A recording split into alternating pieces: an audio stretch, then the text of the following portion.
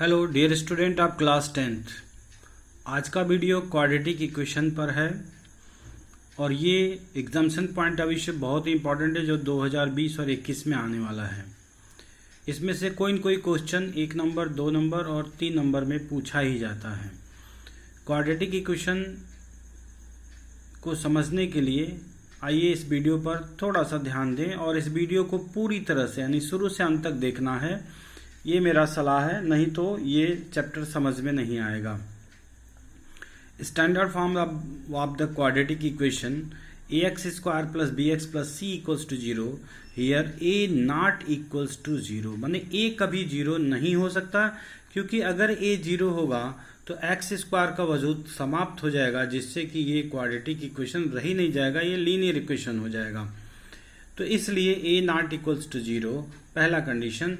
पहले कंडीशन में अगर a not equals to 0, b equals to 0, c equals 0 तो इक्वेशन हमारा इस फॉर्म में होगा।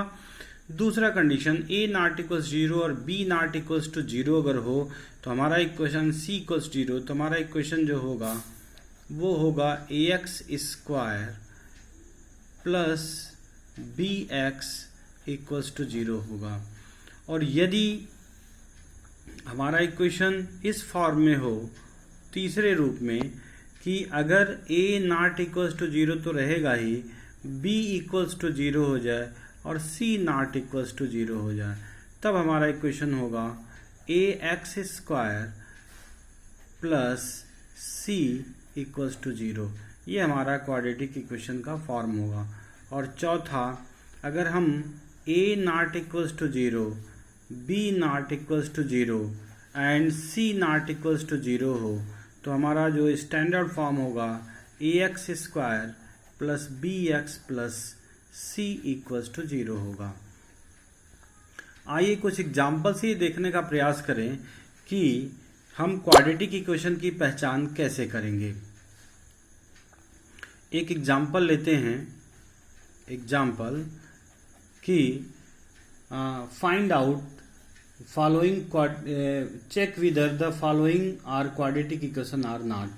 तो एक इक्वेशन ले लेते हैं, एक एग्जाम्पल कि x प्लस 1 का whole square equals to 2 bracket में x माइनस 3। अगर इसको सॉल्व करें तो इसका a प्लस बी के होल स्क्वायर पे तोड़ दें तो ये होगा x square plus 2x plus 1 और ये होगा 2x minus 6।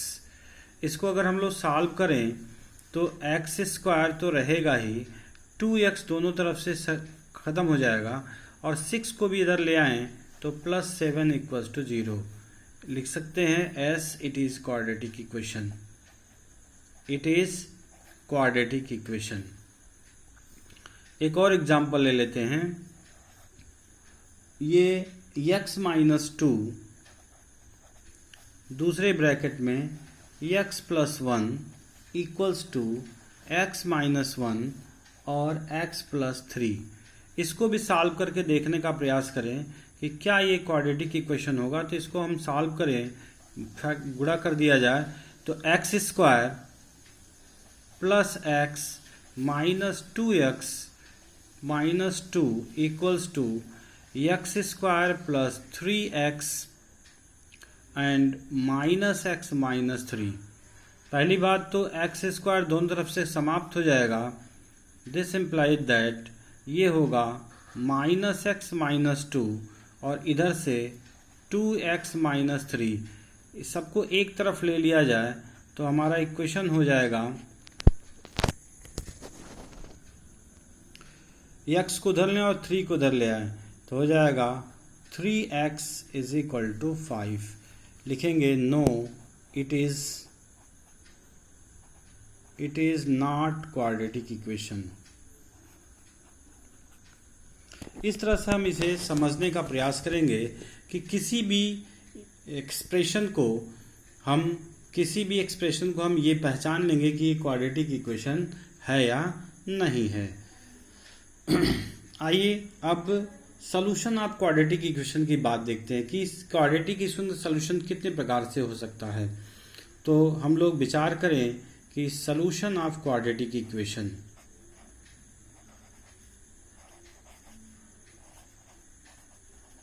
Solution of quadratic equation.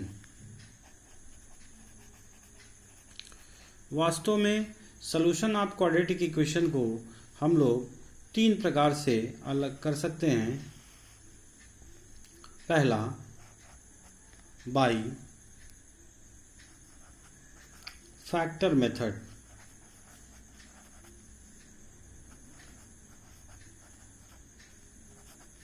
दूसरा, by the quadratic formula, by the quadratic formula.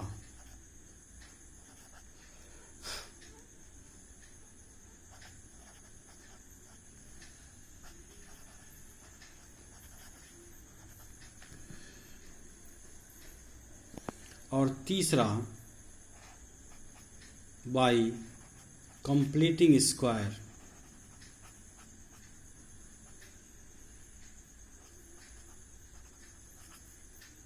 Completing square method.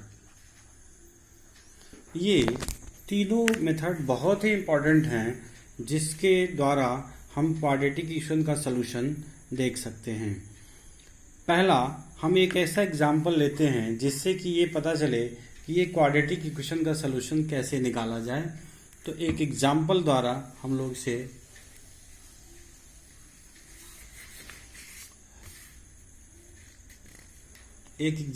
कोई भी एक एग्जाम्पल ले लेते हैं। वो एग्जाम्पल है, एक एग्जाम्पल है 6x²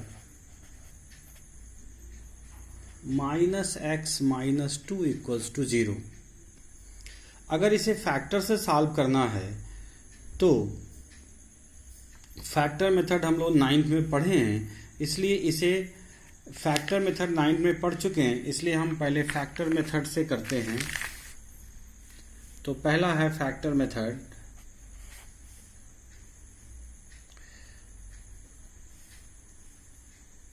(6x² - x - 2 = 0। फैक्टर के लिए सबसे इम्पोर्टेंट है कि x² का कोएफिशिएंट 6 और 2 का मल्टीप्लाई करेंगे तो ये होगा 6 × 2 = 12। अब 12 किस में आता है ये ध्यान दें। तो 6 × 12 12 होगा, 4 × 3 भी 12 होगा और 12 × 1 भी 12 होगा। लेकिन हमें ध्यान देना होगा कि जो x का कोएफिशिएंट 1 है उस पर ध्यान देंगे, और x के कोएफिशिएंट मतलब 1 के लिए अगर हमें चुनाव करें तो हम देखेंगे कि हमारा जो फैक्टर होगा 1 = 4 - 3 लिख सकते हैं। इसके अलावा कोई भी हमारे फैक्टर हमारे काम नहीं आएगा, इसलिए हम इसको फैक्टर करेंगे कि 6x², 1 की जगह पे हम लोग लिख सकते हैं 4 - 3x - 2 = 0। इसको फैक्टराइज कर दें तो ये होगा 6x² - 4x + 3x - 2 = 0। इनमें से कॉमन ले लिया जाए, 6 और 4 का कॉमन हो जाएगा 2 और x भी कॉमन होगा तो ये हो जाएगा 3x - 2 और यहाँ पे 1 कॉमन लेंगे तो 3x - 2 = 0। फाइनली 3x - 2 कॉमन होगा तो दूसरा 2x + 1 = 0। ये फैक्टर हो गया, क्योंकि दोनों का प्रोडक्ट 0 के बराबर है इसलिए अलग अलग भी ये 0 के बराबर होंगे। तो ये ऐसा होगा 3x = 2 और x = 2/3। और दूसरा कि ये होगा 2x + 1 = 0 और x = -1/2। ये इसका सलूशन हुआ। इसी का जो दूसरा तरीका है by the formula, second method by the formula. तो पहले हम एक standard formula ax² + bx + c = 0 और हम सबसे पहले d निकालने का प्रयास करें। d बराबर बी स्क्वायर माइनस 4ac, जिन्हें डिस्क्रिमिनेंट कहते हैं। ये वास्तव में डिस्क्रिमिनेंट है और ये जब निकाल लेंगे तो x के लिए जो सोल्यूशन होगा formula method minus B plus minus under root D upon 2a की मदद से किसी का भी हम लोग सोल्यूशन निकाल सकते हैं। तो जो एग्जाम्पल ऊपर हमने सॉल्व किया है कि 6x square minus x minus 2 equals to 0, तो अगर इससे हम लोग कंपेयर करें ax square plus b x plus c equals to 0 से कंपेयर करें तो हमें a की वैल्यू 6 मिलेगा, b की वैल्यू -1 और c की वैल्यू -2 मिलेगा।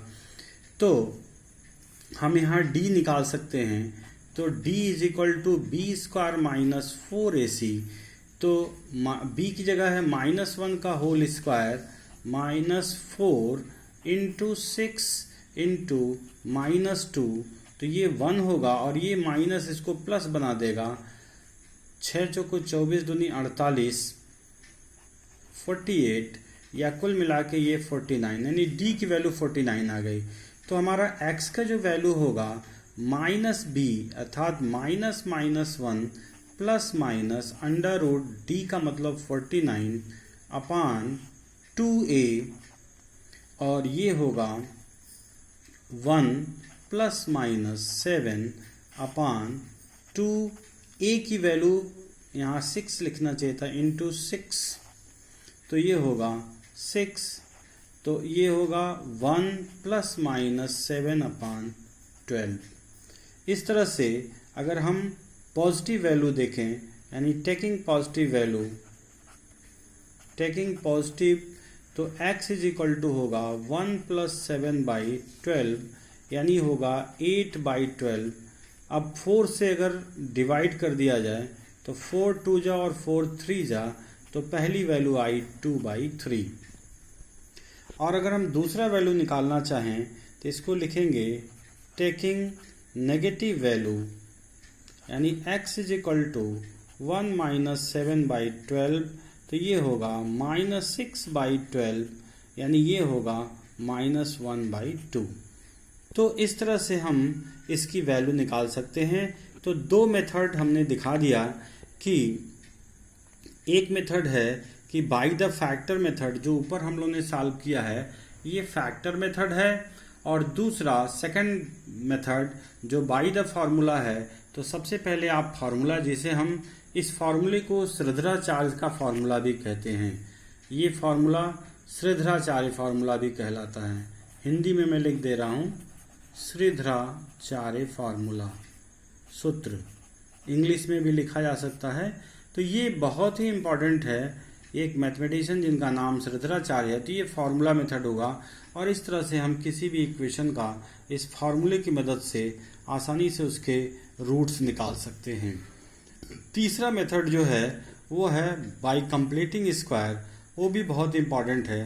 तो इसके अगले वीडियो में हम उस पर विस्तार से चर्चा करेंगे, ताकि बहुत सारे बच्चों के लिए थोड़ा वो कठिन भी मानते हैं बच्चे, हालांकि कठिन है नहीं, और उसे हम आसानी से अकेले एक एग्जाम्पल लेकर, एक दो एग्जाम्पल लेकर समझाने का प्रयास करेंगे, ताकि बच्चों को ठीक से समझ में आ जाए जो कंप्लीटिंग स्क्वायर मेथड है। Thank you for watching my videos.